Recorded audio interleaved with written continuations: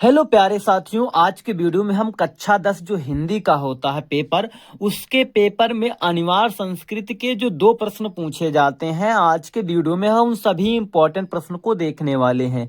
आज के एक वीडियो में आपको सारे के सारे प्रश्न पता चल जाएंगे जो इंपॉर्टेंट है। इनसे बाहर कोई भी क्वेश्चन आपको बोर्ड एग्जाम में देखने को नहीं मिलेगा।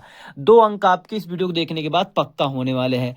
प्रश्नोत्तर क्रमांक 9 में आता है, क्योंकि आपको पता है कि 20 प्रश्न जो होते हैं आपके बहुविकल्पी होते हैं। उसके बाद जो होते हैं प्रश्न वो आपको लिखित एग्जाम के लिए होते हैं, जिसमें से 9वें प्रश्न पर आपका यही आता है कि अनिवार्य संस्कृत से प्रश्नों के उत्तर देने के लिए।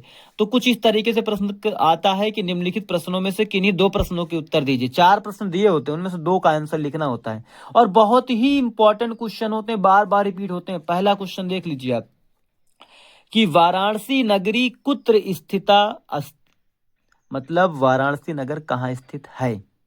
वाराणसी नगरी गंगया कूले स्थिता अस्ति। केवल आपको कितनी चीज याद करनी है, गंगया कूले। बाकी देखो वाराणसी नगरी गंगया कूले अस्ति मतलब केवल कुत्र हटा करके बाकी सारी कहाँ, कुत्र मतलब होता है कहाँ स्थित है, तो गंगया कूले स्थिता अस्ति। ठीक है, इतनी बात लिखनी है। ये आपका पहला प्रश्न बेहद इंपॉर्टेंट है, 10 सालों में लगातार बोर्ड एग्जामों में आया है। और ये देखिए दूसरा प्रश्न है कुत्र मरणम मंगलम भवती मतलब कहाँ मरना मंगलम होता है, शुभ माना जाता है।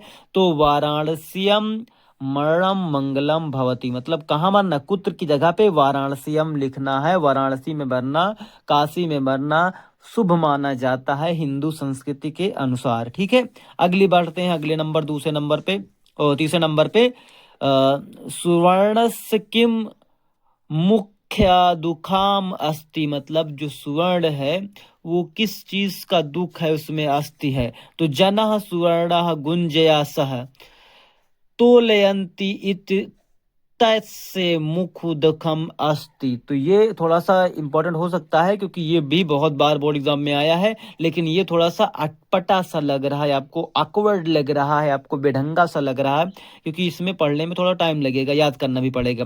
जनः सुवर्णम गुंजया सह तोलयंती इति तस्य मुख्य दुखम अस्ति। ठीक है, तो दूसरा नंबर कह रहे हैं।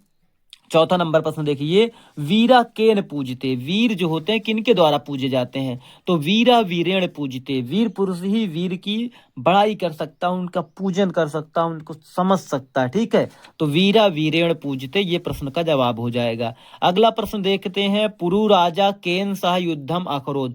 पुरु राज जो था वो किसके साथ युद्ध कर रहा था। तो पुरु राज अलछेन्द्रेण मतलब अलछेन्द्र के साथ युद्ध कर रहा था। तो ये लिखना है पुरुराजा अलछेन्द्रण सह युद्धम अकरोत। तो केवल क्या है, केवल केन की जगह पे अलछेन्द्रण लिखना है। तो उनके साथ पुरुराजा जो था वो युद्ध कर रहा था। और कह रहा पदेन बिना किम दूरम याति मतलब बिना पैरों के कौन दूर जाता है, बिना पैरों के पत्र दूर जाता है, पत्रम।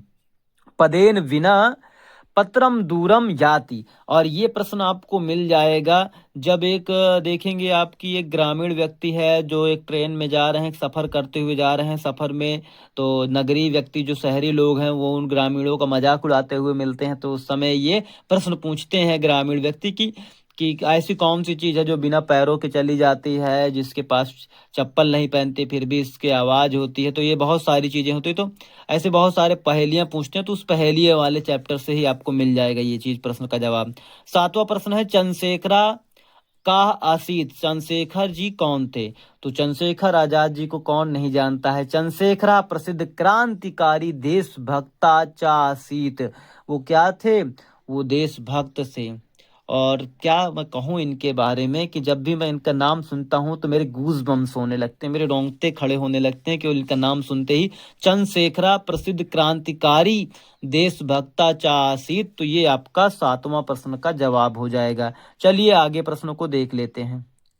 तो 8वां प्रश्न है ग्रामीणान का उपहासत मतलब ग्रामीण व्यक्ति किसका उपहास उड़ा रहे थे। तो ग्रामीणान एकह नागरिका उपहासत, तो ग्रामीण व्यक्ति का कौन उपासन कर रहा था, मतलब मजाक कौन उड़ा रहा था? तो वो एक नगरीय व्यक्ति था, जो नागरिक था, जो शहर का निवासी था, वो ग्रामीण व्यक्ति का उपहास उड़ा रहा था। तो आपने इस बात को पहले भी बता चुका हूं मैं, ठीक है, पहले ही बताते समय।